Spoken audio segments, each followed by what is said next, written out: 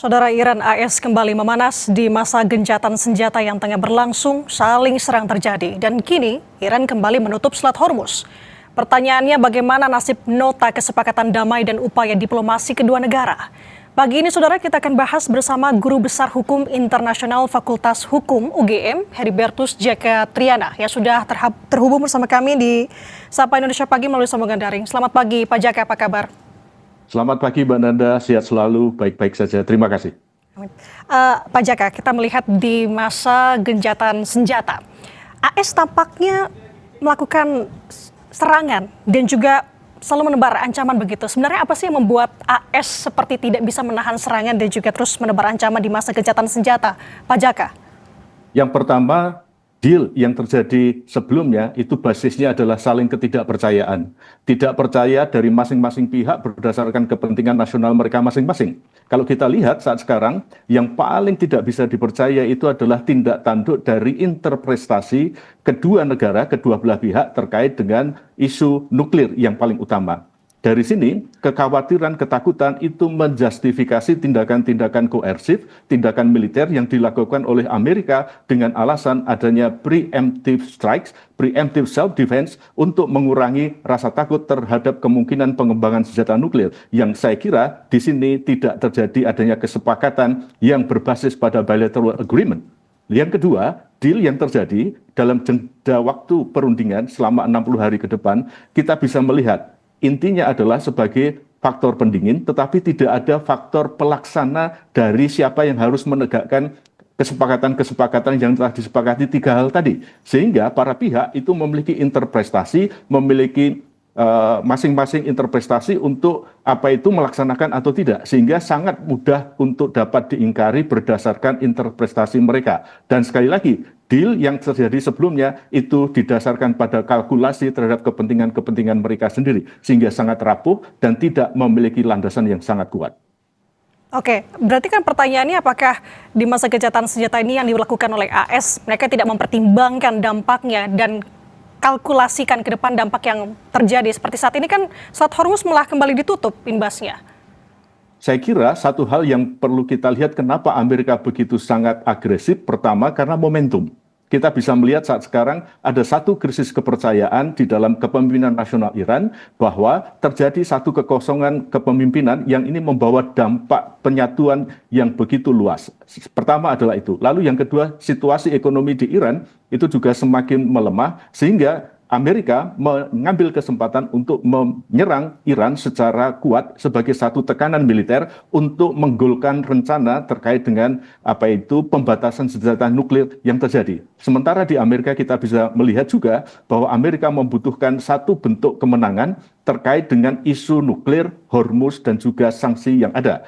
Selain itu, kalau kita lihat di Iran saat sekarang, Iran juga membutuhkan quote-unquote musuh bersama untuk menyatukan faksi-faksi yang ada di Iran supaya mereka tetap bersatu menjadi sebuah nation atau statehood di dalam hukum ataupun hubungan internasional. Saya kira interpretasi atas kepentingan, lalu juga ketahanan nasional dan juga penentuan posisi ideologi politik pertahanan geopolitik ke depan itu betul-betul menjadi sebuah kalkulasi-kalkulasi yang saat sekarang itu menjadi hal yang sangat diperhitungkan oleh kedua belah pihak, pihak netral ataupun negara-negara yang ada di sekitar Teluk. Jadi dari kondisi yang Pak Jaka sampaikan tadi, melihat ke depannya berarti konflik akan semakin sengit atau seperti apa Pak Jaka? Saya kira kita bisa memprediksikan akan semakin sengit, tetapi konteksnya adalah terkait dengan penggunaan kekerasan bersenjata bilateral antara Amerika dengan Iran, yang walaupun saat sekarang itu juga menjadi sebuah sumber di dalam ketegangan di negara-negara Teluk yang ini menjadi tong mesu yang kapanpun akan bisa meledak. Kalau kita lihat saat sekarang juga Iran sedang mempersiapkan dan juga menambah kekuatan proksi-proksi mereka yang ada di Hamas, yang ada di Houthi dan lain sebagainya. Saya kira serangan ke 6 negara ini juga membuktikan bahwa saat sekarang Iran juga memperluas jangkauan terkait dengan penggunaan kekerasan ini sebagai satu bentuk balasan untuk menyatukan dan juga memperoleh simpati dalam eskalasi penggunaan kekerasan ini. Sekali lagi, saat sekarang yang terjadi adalah politik eskalasi untuk saling menekan, untuk memperoleh kemenangan. Dan kalau kita lihat, kita bisa juga memprediksikan ke depan bahwa perundingan jeda yang kemarin disepakati itu akan berakhir dan terus akan terjadi guncangan-guncangan sampai nanti titik terakhir kepentingan mereka dapat dinegosiasikan. Oke. Kalau kita melihat Pak Jaka, pasca Iran kembali menutup Selat Hormuz dan juga mengklaim sudah menyerang pangkalan Amerika Serikat di Qatar dan juga di Bahrain, bagaimana Pak Jaka melihat efektivitas serangan udara yang dilakukan oleh AS dalam melumpuhkan kemampuan aset rudal dan juga drone IRGC saat ini, Pak Jaka?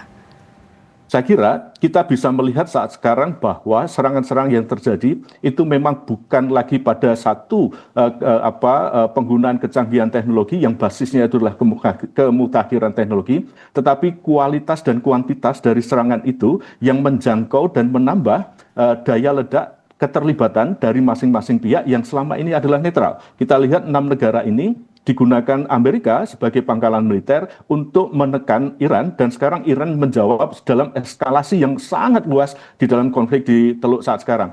Dampaknya apa? Saya kira ini akan membawa sebuah perhitungan geopolitik global bahwa saat sekarang ke-6 negara ini akan tidak lagi menjadi negara yang netral, tetapi mereka akan berhitung pula untuk mengambil satu sikap terkait dengan kepentingan politik mereka. Apakah akan tetap bersekutu dengan Amerika ataupun mereka akan memberikan satu ruang-ruang diplomasi perundingan dengan Iran untuk menjadikan kawasan ini sebagai satu tempat yang bisa digunakan sebagai kehidupan bersama di kemudian hari. Saya kira ini adalah sebuah langkah-langkah yang nanti akan meredefinisi kepentingan mereka semua dan juga kehadiran Amerika di kawasan. Ini akan membawa dampak perubahan yang luar biasa unitarisme Amerika yang akan tergerus terkait dengan penggunaan-penggunaan ataupun persatuan dari negara-negara yang ada di Teluk. Saya kira eskalasi ini yang akan menjadi kalkulasi politik, kalkulasi hubungan internasional yang sangat menentukan, yang didasari pada adanya kepentingan terhadap nuklir, Hormuz, dan juga sanksi yang masih diterapkan terhadap Iran. Nah, oke, ini menarik, sudah disinggung oleh Pak Jaka.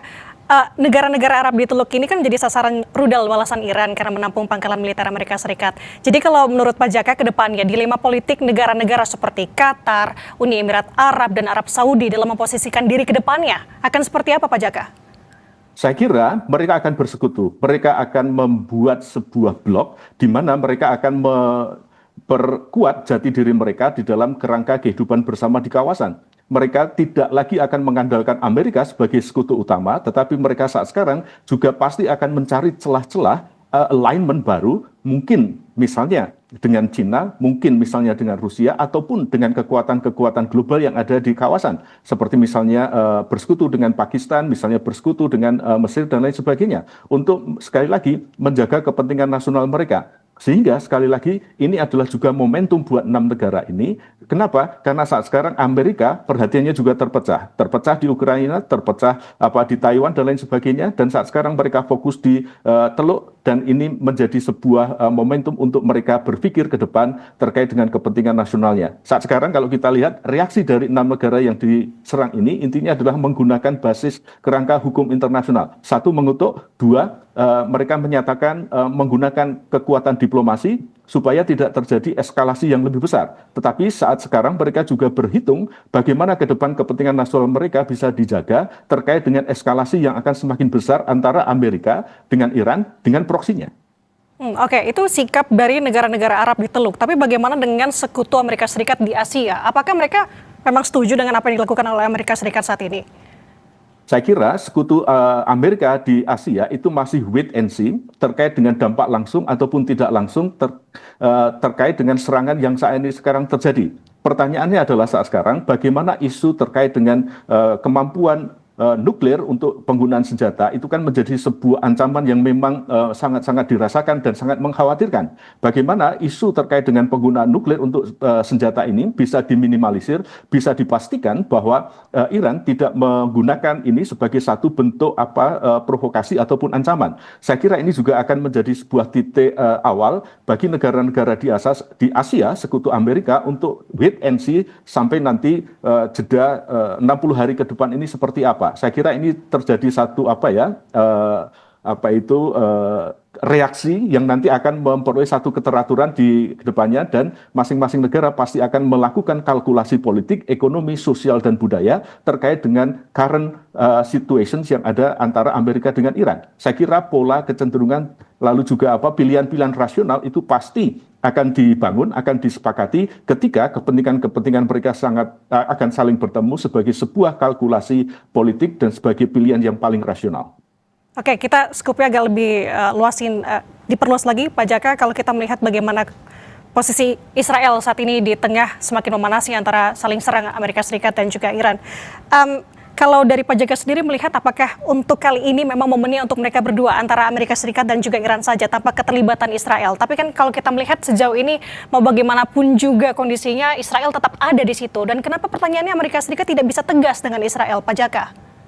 Pertama, karena kepentingan Israel itu kan juga difasilitasi oleh kepentingan Amerika terkait dengan penggunaan isu nuklir untuk keamanan. Itu kan mereka memiliki common baseline terkait dengan ancaman yang nyata terkait dengan nuklir yang dikembangkan oleh Iran, dugaan quote unquote.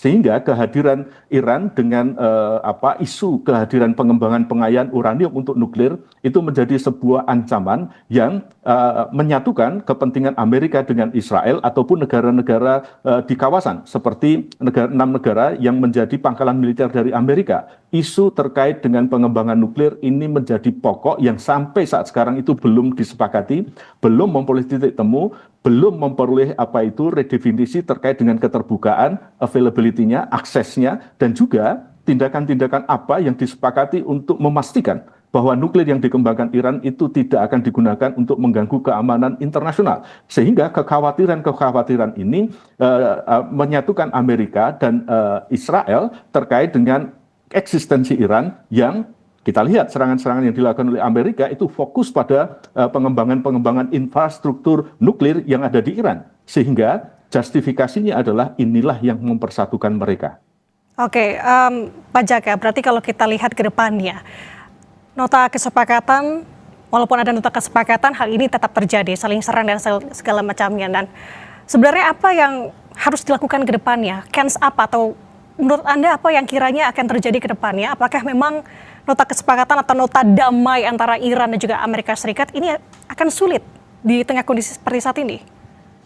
Dalam review ataupun kita bisa melihat deal yang terjadi kemarin, 3 deal yang disepakati antara Amerika dan Iran, itu lesson learn-nya adalah tidak ada yang namanya polisi yang memastikan bahwa Amerika dan Iran itu mau dan mampu untuk mentaati deal-deal itu.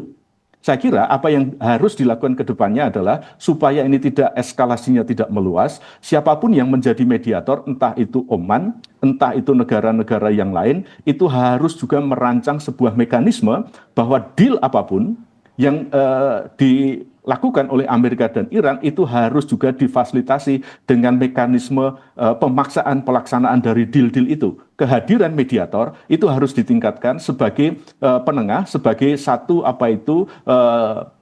pengemudi di dalam pelaksanaan deal-deal itu. Saya kira deal yang kemarin tidak mengatur terkait dengan ini, sehingga kedepannya kalau akan terjadi deal lagi, alangkah baiknya dibuat satu mekanisme ataupun kehadiran mediator ini sebagai polisi yang mengawasi dan mengatur terkait dengan keberadaan hak dan kewajiban yang muncul. Sekali lagi, yang kedua yang bisa kita sampaikan adalah alangkah baiknya akan terjadi satu yang disebut sebagai agreement, bilateral agreement atau peace agreement antara Amerika dengan Iran. Ini adalah level sumber hukum yang tertinggi yang bisa dilakukan. Kalaupun itu tidak bisa tercapai, mekanismenya adalah harus ada mekanisme pelaksana dari deal itu, pihak ketiga yaitu mediator. Kita akan lihat bagaimana ke depannya berarti, Pak Jaka. Terima kasih sudah berbagi insight-nya bersama kami di Sapa Indonesia Pagi, Guru Besar Hukum Internasional Fakultas Hukum UGM, Heribertus Jaka Triana. Selamat pagi Pak Jaka, sehat selalu. Selamat pagi Mbak Nanda, sehat selalu.